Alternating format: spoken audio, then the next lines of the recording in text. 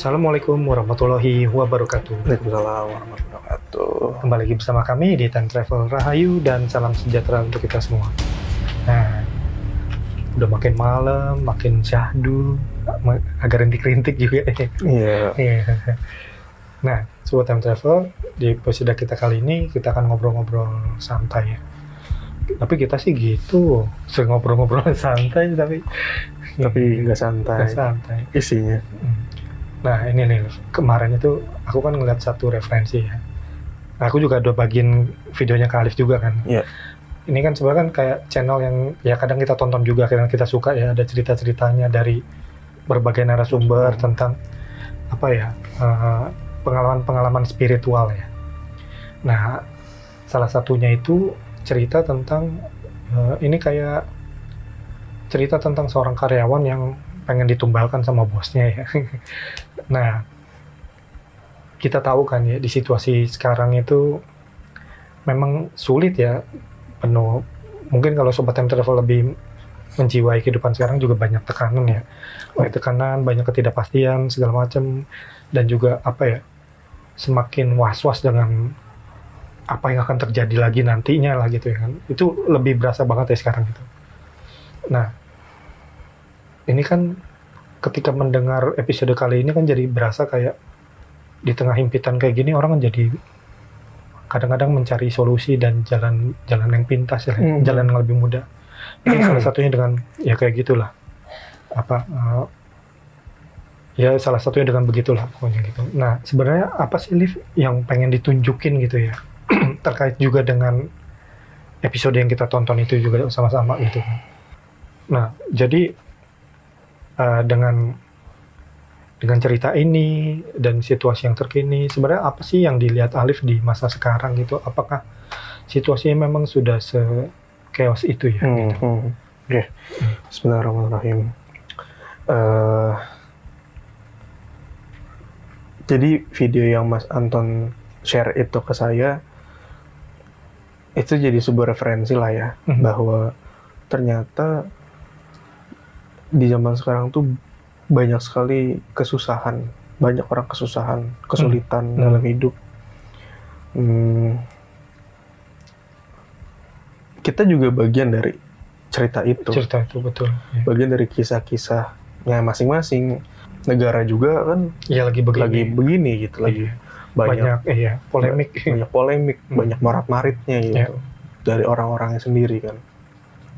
Dunia juga sama, geopolitik lagi manas gitu. Mungkin beritanya mereda, tapi kita nggak tahu di balik layar bagaimana kan, yang tidak diberitakan. Dan sampai kapan ya pasti akan ada titik klimaks, nggak mungkin nggak ada, pasti ada. Cuman kita kan nggak tahu seperti apa dan kapan. Nah, di samping hal-hal itu, ternyata banyak juga fenomena yang orang pengennya instan, cepet gitu. Cari solusi cepat. Masalahnya cepatnya itu kadang hal-hal yang sampai tidak masuk dalam akal sehat.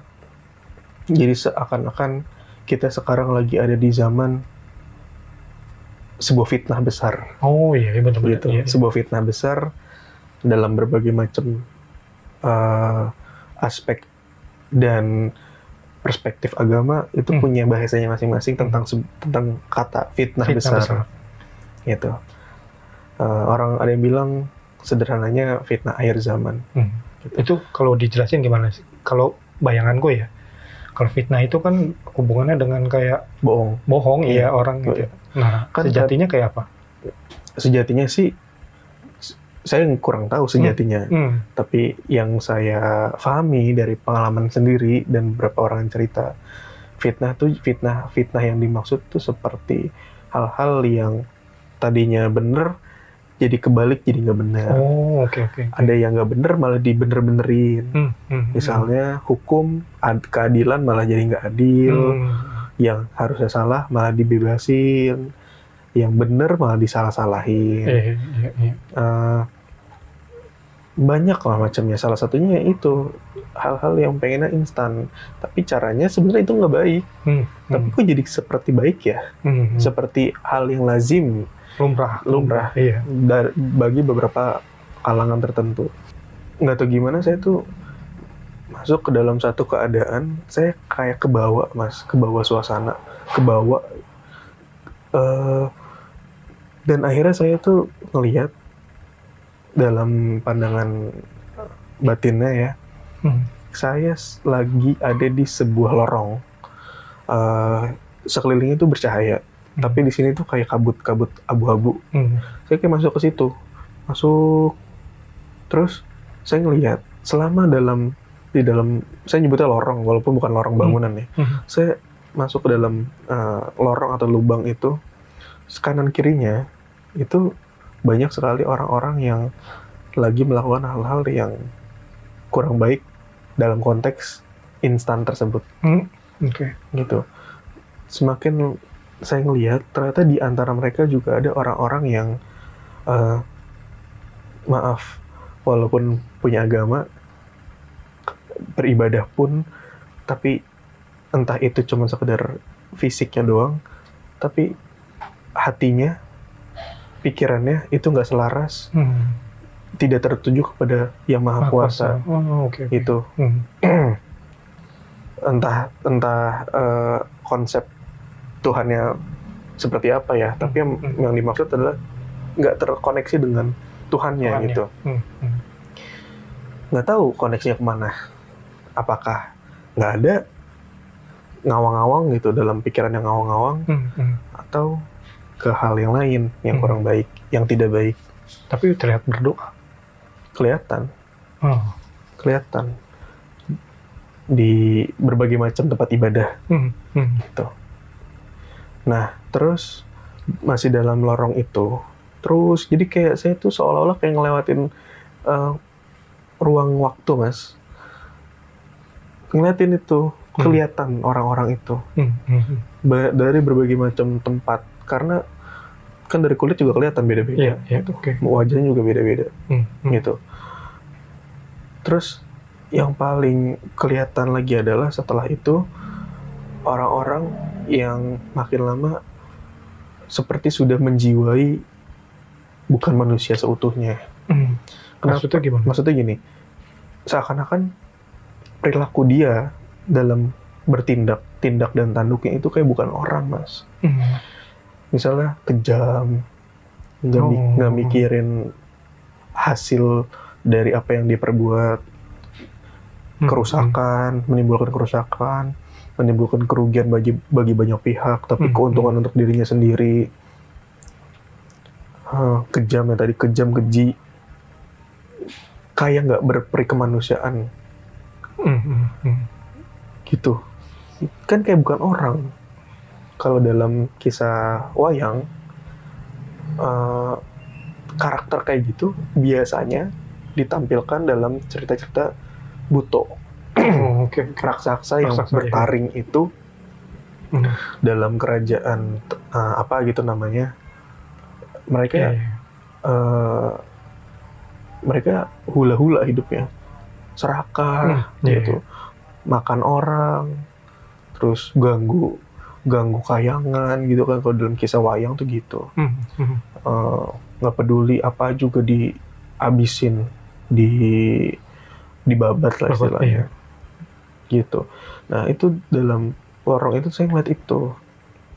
Udah habis itu ya udah selesai, terus udah balik lagi ke fokus sehari-hari lah ya, kegiatan sehari-hari. Nah tapi beberapa waktu yang lalu lagi kan kita juga pernah cerita tentang apa yang terlihat gitu di masa kini. Saya ngeliat kalau misalnya di Keramaian tuh kayak ada kabut asap hitam di orang-orang atau di tempat-tempat gitu, di banyak tempat, di banyak kerumunan orang, seolah-olah itu fisiknya doang orang, tapi isinya kayak bukan.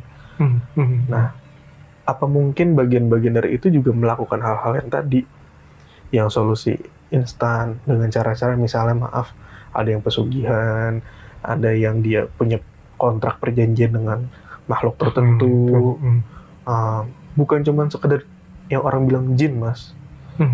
Bukan cuma sekedar kayak siluman, enggak, kayaknya bahkan ada beberapa yang rasanya tuh lebih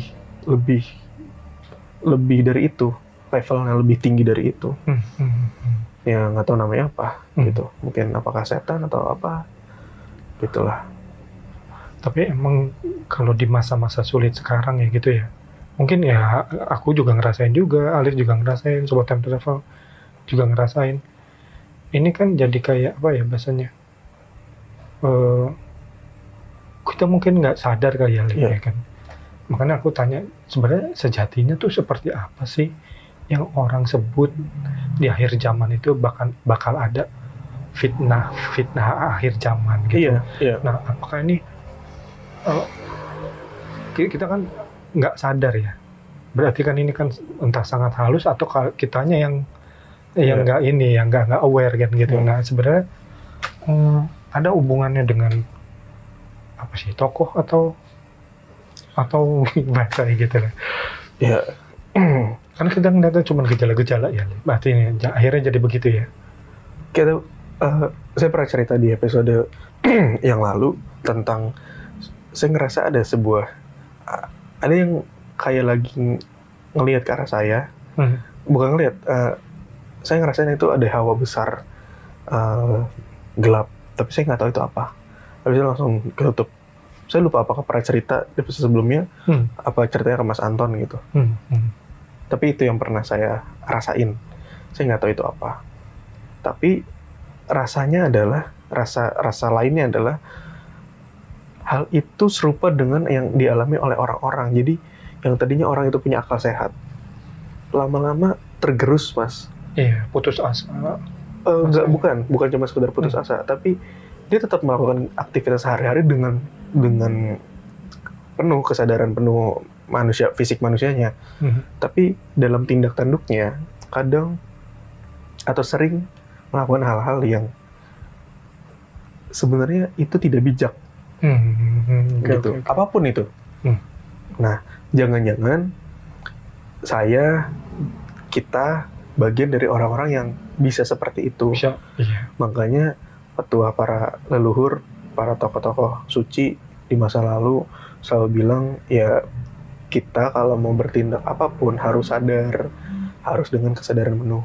Bahkan yang namanya melakukan sebuah kesalahan itu harus sadar. Ibaratnya kalau nanti dipertanggungjawabkan di akhirat nanti, kita punya bahasa argumen lah bahasanya, punya pertanggungjawabannya.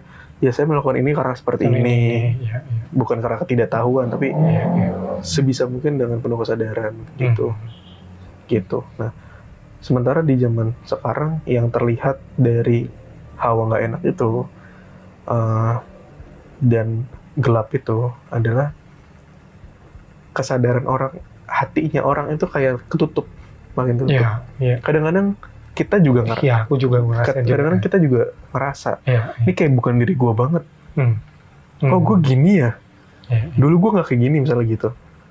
Wah, ini dia nggak beres. Nah, jangan dianggap remeh. Orang bisa bilang itu faktor psikologi. Jangan-jangan dalam teorinya memang psikologi, tapi dalam metafisiknya, dalam kejiwaan dalamnya itu ada yang mengganjal di situ.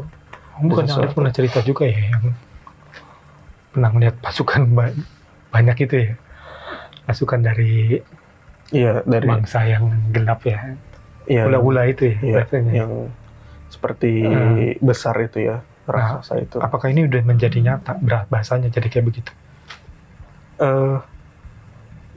Bisa jadi, tapi kan nggak bisa mendefinisikan banget bilang iya atau enggak, karena kan itu seperti energi ya, energi yang sebenarnya dalam diri manusia ada. Ya tadi balik lagi, tiap manusia, tiap makhluk itu ada sisi baiknya, ada sisi enggaknya, tergantung dominan yang mana. Makanya yang selalu dibilang tuh eling lan waspada itu. Gitu. Hati dan pikiran selaras harus selaras ke Tuhan ya, bahasanya gitu ya. Supaya ada pegangan. Coba deh, Sobat Time Travel, ibarat orang bilang itu introspeksi diri. Saya pun juga ini, saya ngomong ke diri saya juga. Kalau kalian beribadah, kita beribadah, itu benar-benar ke Yang Maha Kuasa, ke Tuhan. Atau cuma lip service. Atau cuman syariat doang. ritual doang, fisik doang. Jangan-jangan lagi beribadah pikirannya kemana-mana. Betul. Gitu. Kita sering ngelakuin itu pasti. Iya, aku juga pernah kita begitu. sering ngelakuin itu. Bisa nggak sadar. Nah, coba di introspeksi, disadarin. Mungkin hal-hal tersebut itu terjadi karena memang pertama kondisi alamnya lagi makin begini. Kedua, ada hal-hal yang ngikut sama kita. Bukan berarti jin loh. Bukan berarti jin yang orang anggap sebagai jin hantu. Enggak. Bukan faktor luar diri berarti juga. Faktor luar diri bisa jadi. Tapi seperti lebih halus daripada yang orang bisa bayangkan. Okay. Yang orang nggak sadar ternyata itu sudah melekat menjadi dirinya dia yang menjadi sebuah karakter. Karakter itu kan sebuah energi, Mas. Betul. Energi itu hidup dan punya wujud manifestasi. Makanya kenapa orang zaman dulu suka tapa, suka meditasi, itu bagian dari mengenal dirinya. Karena mengenal diri kita sama juga dengan mengenal Tuhan. Iya, gitu. Betul. Nah sebenarnya apa yang Alif cerita ini mungkin kita belum pernah cerita-cerita di ranah musik ya kali Alif. Tapi mungkin ini beresonansi sedikit ya. Oke. Sobat Time Travel Alif nih, aku kayaknya balik di bulan Mei tahun ini, kalau nggak salah itu Lady Gaga sempat bikin konser gratis di Copacabana yang ada di Rio de Janeiro, Brazil ya. Nah, walaupun konsernya gratis, tapi menurutku mereka harus bayar dengan sangat mahal gitu, karena mungkin ini efek yang bisa menjadi gambaran apa yang Alif ceritain, karena kita tuh benar-benar nggak sadar kayaknya ya, bahwa orang bilang sebut itu hiburan karena ada konser gratis Lady Gaga. Bayangin konser sebesar itu dihadiri oleh 2,5 juta orang. Itu kan sebuah biaya yang besar. Mungkin orang-orang yang ada di dunia entertain juga tahu ya, untuk mengadakan sebuah acara besar itu butuh dana yang sangat besar pula gitu. Ada keamanan, ada macam-macam lah semuanya, panggung, terus juga pendukung acaranya segala macam, itu pasti punya dana yang besar, dan itu gratis konsernya. Tapi yang orang nggak sadar itu nggak gratis ternyata. Mereka harus membayar mahal dengan jiwa mereka. Karena ya mungkin sobat-sobat Time Travel yang banyak mengulik dunia musik ya, mungkin tahu ada kuasa-kuasa gelap juga yang bermain di sana gitu ya. Jadi ternyata dipikirnya hiburan, tapi ternyata itu jadi kayak satu upacara liturgi yang kekinian, kontemporer lah gitu, dimana panggung diubah jadi altar, terus kemudian kostum-kostumnya itu seperti menghujat satu keagamaan lah gitu ya. Jadi dimana lirik nada terus kemudian bertemu dengan satu aksi panggung yang ternyata mau menghujat Tuhan. Mereka pikir masih ini hiburan nih gitu, padahal mereka nggak tahu mereka sedang dibawa.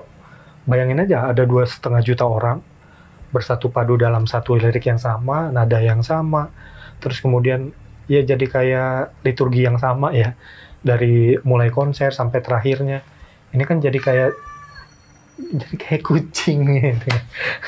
Jadi kayak satu upacara ritual yang gelap lah ya bahasanya gitu. Mereka nggak sadar aja kalau ini jadi satu hal yang melepas jiwa mereka gitu. Nah mungkin ya jadi cerminan yang tadi Alif ceritakan ya. Kebanyakan kita di masa sekarang itu nggak sadar bahwa ya kesana kita melakukan kegiatan sehari-hari gitu aja ya, secara fisik mungkin kita sadar ya gitu, tapi mungkin hatinya nggak sepenuhnya terarah ke pikiran yang sama ya bahasanya gitu. Nah mungkin itu juga yang terjadi di konser ini, dipikir gratis, dipikir hiburan, nggak tahunya persembahan kepada satu sisi yang lain gitu, atau mungkin dalam pandangan spirit Alif gitu ya. Sebenarnya mereka ini sadar nggak sih? Nggak sadar ya. Nggak tahu kan, belum lihat konsernya. Nggak lihat konsernya gitu. Tapi ngebayangin ya kayak mereka sedang berkumpul pada golongannya ya bahasanya gitu ya. Karena di sana juga macam-macam lah ya. Banyak golongan yang ditentang. LGBT juga ada di sana, apa segala macam. Intinya sih sekarang lagi masuk masa zaman yang serba aneh ya. Segala aspek tuh lagi menghimpit kita gitu. Dan kita dibolak-balik ya. Kita lagi dibolak-balik. Lagi dibolak-balik. Orang lagi dibikin bingung sama esok hari itu kayak apa. Bahkan sama dirinya sendiri tuh bingung. Kayak hidup tapi nggak hidup, ya kan? Nggak menikmati hidup.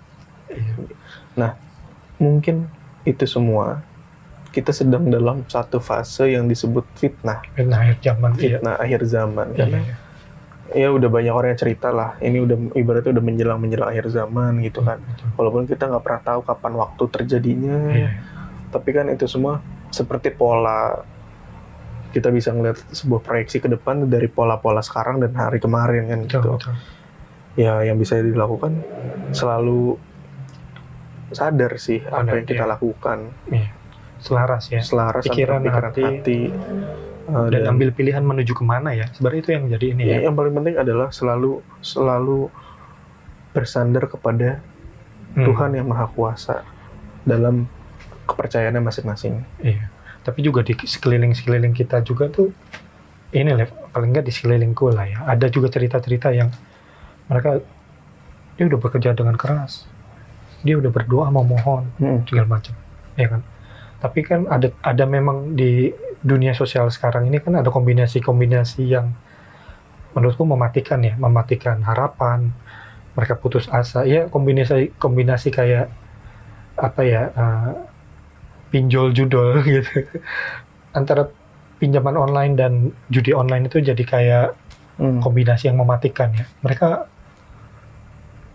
kehilangan solusi lah istilahnya, putus asa. Mereka udah berdoa, mereka udah mencari solusi kehidupan mereka kemana-mana. Tapi ini ada kombinasi yang mematikan yang kayaknya nggak bisa membawa mereka kemana-mana gitu. Dan itu juga terjadi. Banyak orang yang mengakhiri hidupnya dengan keputusasaannya. Ini juga udah banyak juga. Nggak bisa dipungkiri juga. Betul. Nah, itu sih mungkin di episode kita kali ini mungkin kita Alif juga tadi ngasih tahu fitnah akhir zaman itu nggak ada urusannya dengan bohong-membohongi juga ya gitu. Bukan cuma sekedar bohong-membohong. Iya. Tapi semua hal yang dibolak-balik. Iya betul. Ibaratnya yang tadinya surga neraka jadi neraka, yang tadinya neraka malah jadi kelihatan jadi kayak surga. Gitu. Nggak tahu ke depan bakal seperti apa. Nah mungkin Sobat Time Travel juga punya cerita yang lain yang beresonansi dengan cerita kita di kali ini ya. Oke Sobat Time Travel, semoga kalian beresonansi dengan episode kita kali ini. Selalu eling dan waspada, pikiran dan hati selalu terhubung dengan Yang Maha Kuasa. Oke Sobat Time Travel, semoga kalian suka dengan episode kita kali ini. Tetap like, share, comment, and subscribe untuk selalu terhubung dengan video-video kita yang terbaru. Sampai kita bertemu di penelusuran selanjutnya. Wassalamualaikum warahmatullahi wabarakatuh.